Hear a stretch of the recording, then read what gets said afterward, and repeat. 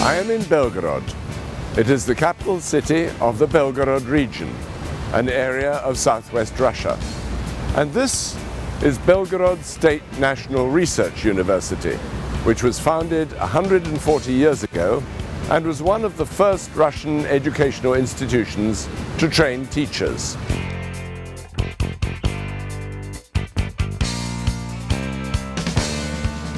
Today, it is not only a classic, but also a federal research university.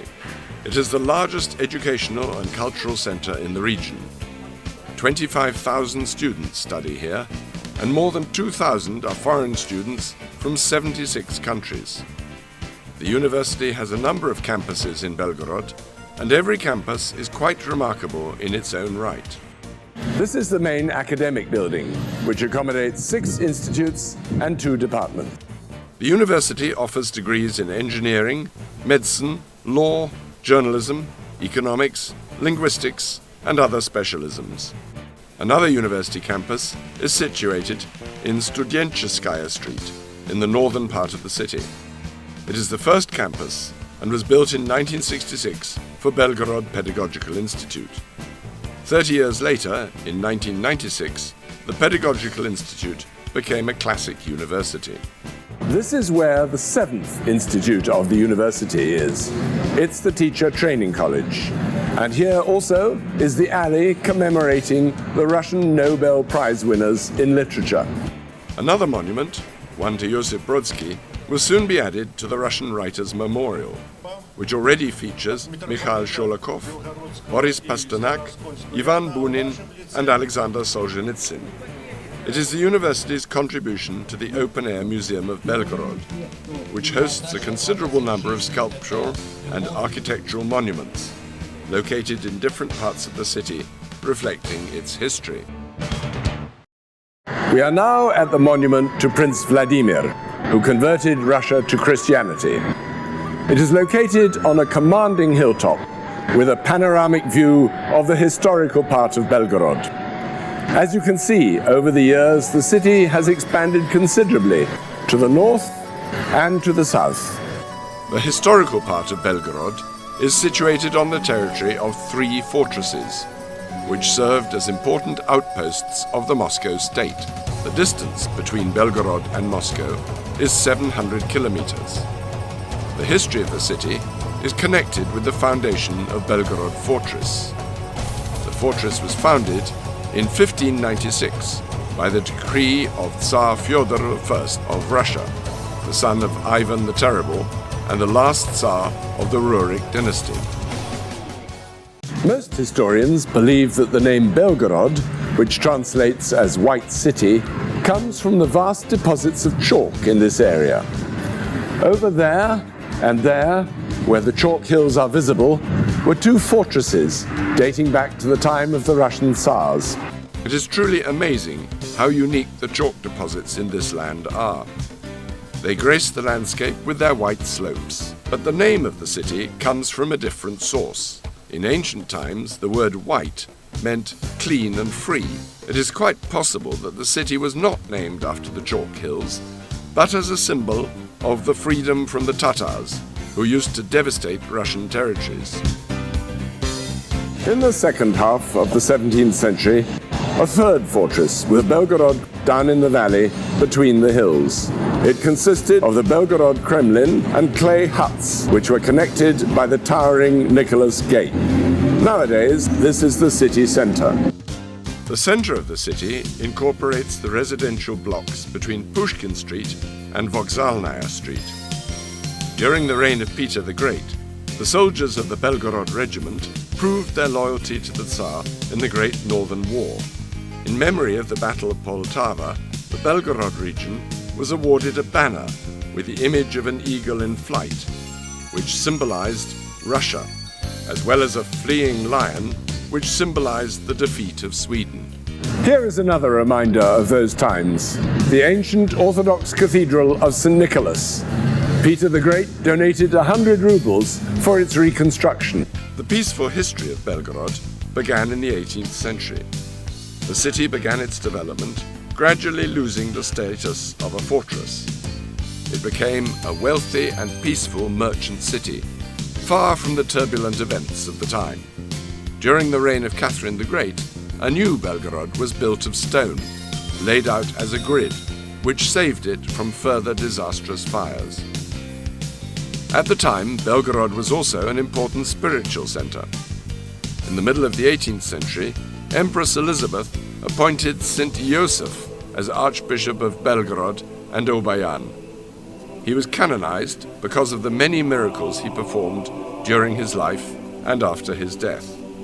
The place where Yosef's remains used to lie has now been reconstructed by scientists of Belgorod State University. The so-called Cave of Yosef was located at the wall of Holy Trinity Cathedral, which was destroyed during the Soviet period. Today, a new church has been built, along with the seat of the Belgorod diocese. Before the revolution, there were about 20 churches in Belgorod, as well as those in the outskirts, and 2 monasteries. In the 19th century, the city became a large railway junction.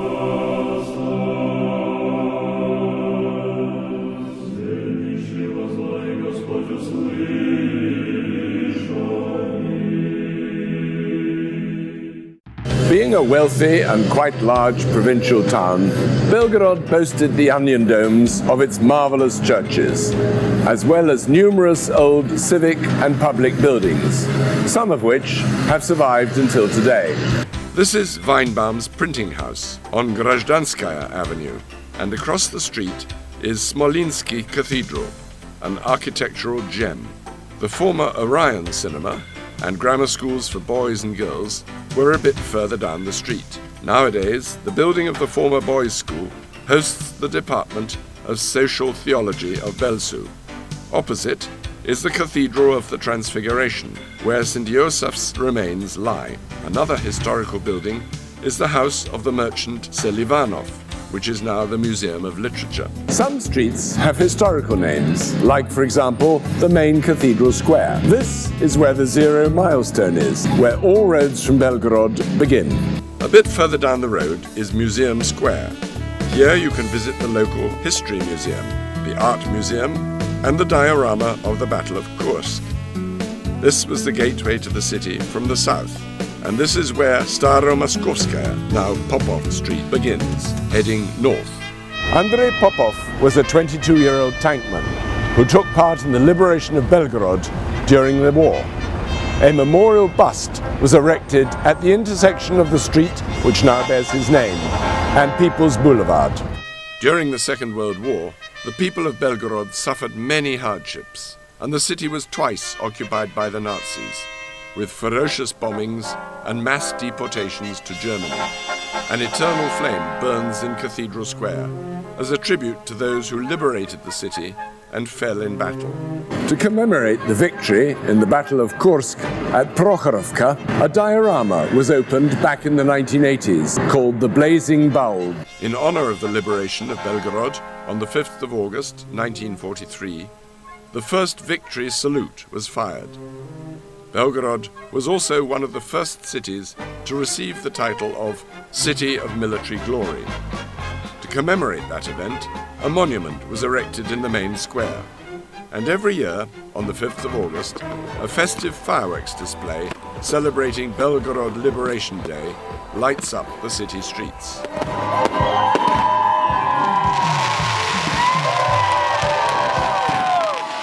Though fate has made Belgorod a border town again, it little resembles the way it looked in the past. Today, it is a bustling and vibrant city with much to offer. Belgorod is a city of students. Apart from Belgorod State National Research University, which is the largest, there is also a technological, an agricultural, and a cooperative university, as well as an Institute of Arts and Culture, a police academy, and a number of colleges. Belgorod is the hometown of the 2-time Olympic champion Svetlana Khorkina. She was born and trained here. The sports complex, another unique BelSU facility, was built in her honor. It is a place where students study and train and offers physical activities to the whole community. There are many playing fields and courts for various sports and keep fit centres in the city. There are many fountains throughout the city, including several with light displays and those that play music. An alley boasting plaques of Belgorod's twin cities testifies to its many international ties. The city is encircled by a network of highways. An international airport has recently been built in Belgorod. From above, it looks like a bird in flight, and this is where visitors to Belgorod arrive. They come, and then they come again and again. Bye-bye.